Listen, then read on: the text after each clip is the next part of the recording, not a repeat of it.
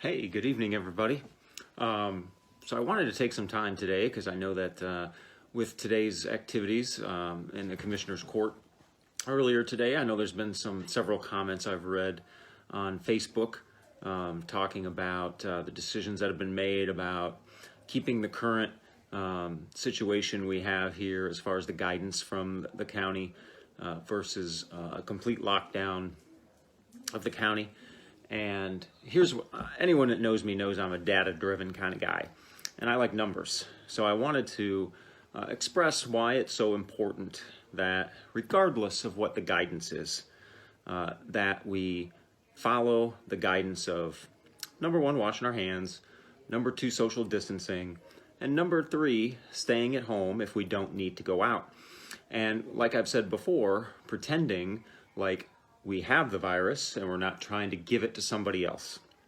And we've heard the term flatten the curve and the reasonings for flatten the curve, which are realistically to reduce the number of infections that we have over the course of time. And the purpose of that is so that we don't overwhelm our healthcare system. So I thought maybe some numbers, and I'm going to make these numbers specific to Montgomery County, to give you some perspective on why this is so important. So regardless of what the guidance is, I'm not here to talk about whether I agree or disagree with the guidance. What I'm here to tell you is why you should be following the guidance and staying home when you don't need to go out, and practicing social distancing and not gathering in large groups. So I'm going to get my trusty whiteboard. I know it's old school, but that's how we're going to roll. And so here's some data for you. And again, remember, this is to Montgomery County. You can adjust the data if you look it up for the numbers for your county, but this is for Montgomery County. And so let's say here in Montgomery County, we have about 600,000 people. It's about the population of Montgomery County. And if we look at the number of regular hospital beds that we have in Montgomery County, it's about 674. So that's normal hospital beds. And if we look at ICU beds, there's about 100. About 100 ICU beds. And this is regular beds. So if we look at the recent data that's been collected for the coronavirus worldwide, and again, these numbers change all the time. So again, we have to take that with a grain of salt. The numbers change. But if you look at for some of the most affected countries, and we look at places like Italy and certain areas of the United States for sure, but obviously those numbers can be put together as a whole. So if we look at those numbers and we look at the number of tests that are given and we look at the number of positive results from those tests, what we're going to see is that these numbers are about, for those countries I specifically talked about, they're about 13% to 20% of total tests given. And that is what the percent of positives that come back. And so realistically, if we look at, the whole population being tested and looking at the numbers, we're probably looking, if I be somewhat conservative and trying to look at what this is, let's say 10%. We can say 10% of those will come back positive. So if we have 10% positive and we look at our population, say everybody is tested, so 10% of 600,000, so that would be 600,000 that would test positive. And now we know with the track record we have that right now we're having about 85% of those cases are typically either mild to medium in their case, and those people recover. Many recoveries, by the way, we cannot forget that. But we can look at about 15% become critical cases. So if we take 15% of our 60,000, that means we're going to have 9,000 critical cases that are probably going to require a hospitalization. And some of those will then require an ICU and potentially a ventilator. And so again, let's recap the numbers here. 674 regular beds in Montgomery County. About 100 ICU beds in Montgomery County. And about 9,000 critical cases if we look at how this is going on.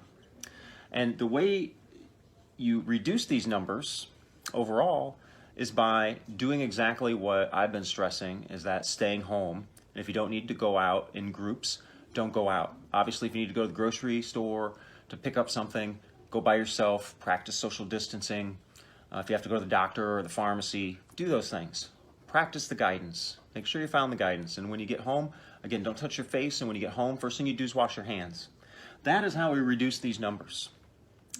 But when we think that everything's okay, because we have, say, few cases, and we go, right now we have 23 cases out of 600,000, and there's no problem here. But the problem is when we go about our daily lives and acting like nothing's wrong, and we don't act like we have it, and we're not trying to give it to somebody, then we could have it and not know it, because you don't always have to have a symptom to have it, and you could spread it. And then that spread continues. So you give it to 2 or 3 people, those 2 or 3 people give it to 2 or 3 people, and then those 2 or 3 people give it to 2 or 3 people. That's where we get the exponential. And again, that's why what we're trying to do here is we're trying to flatten that curve right there so that we can help our healthcare professionals and not overload, because we can see these numbers aren't real good if we don't practice those things, because they will be overwhelmed very quickly when we look at the total number of beds in Montgomery County. And even if we look at the Houston area, I mean, in the Houston area, there's about 12,600 regular hospital beds, and about 10% of those are ICU. And on average, we will say 55 to 60% of those, before this even happened, were already occupied by people. So we can see where this comes to be a problem. So again, this is not about panic. This is not about stressing out. This is not about getting anxious. This is about just practicing the guidance, because that's all we have to do. And this is why. This is why we're doing it. It's so important when you see the numbers as to why we're doing this. It's really important. And I know for me, I'm a visual guy, and I like to look at numbers. And here's some numbers. And these numbers can be a bit striking, and that's why we don't want to reach these numbers. So please, please, please, regardless of what the guidance is coming out of your, the county, what you should be doing is washing your hands, don't touch your face, practice social distancing, limit going out of the house on trips.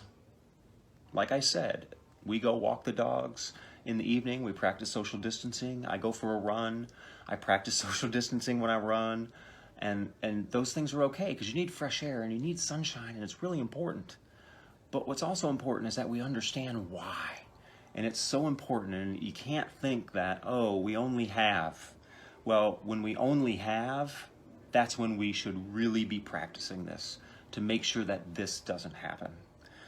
Well, I hope this helps a little bit for some of you that maybe need some numbers and some pictures to kind of see why we're doing what we're doing. It's so utterly important.